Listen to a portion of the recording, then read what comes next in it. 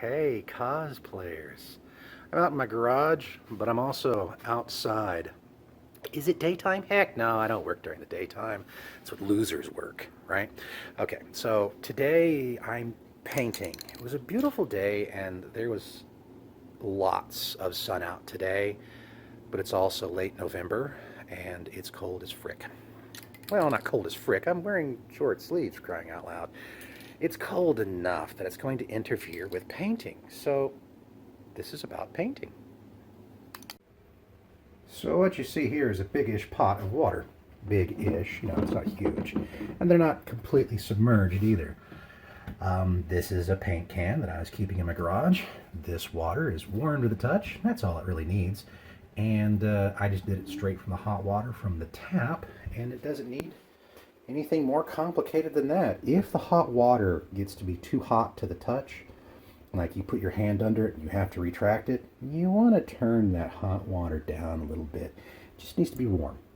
Sits in here for about 5 minutes. Give it a shake and that paint can is ready to rock and roll. I'm not going to use this paint can because I'm painting a different color right now. That one's for something else. The differences between cold paint and warm paint. Well, one of the biggest differences is that cold paint does not like to stick in small, fine clumps. It comes out in large beads and hits the surface and makes a very uneven, or makes a very splotchy surface. So, warm. When it's cold outside and this is warm, that's so nice.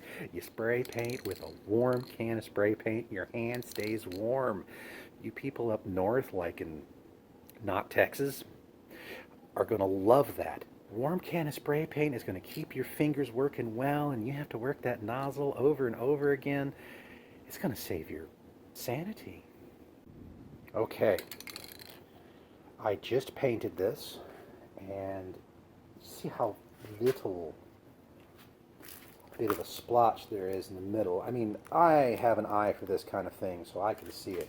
But if you can't see it, that's great. That means I've done my job.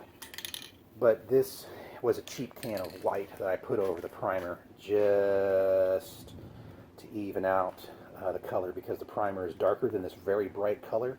That's a different painting technique. But with a warm can, when you start to apply your paint, it comes out in a nice, fine mist that just coats everything, and then you find it when it's wet,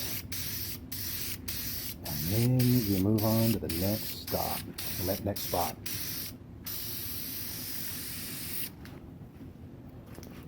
That's it. 99% warm can of paint is what made that easier. If this was cold, I would have to put more paint on because it would come out splotchy, like the layer underneath. I didn't do that with the layer underneath. I only did that with this finish layer. I didn't care about the layer underneath because I give it a quick sand and get it ready. It's a bug right there, you little bastard. Don't worry, he won't stick. He, she, who knows. But yeah, that's it. That only took one real coat, though I am going to give it 2 coats. With one coat, I have complete coverage because my can was warm.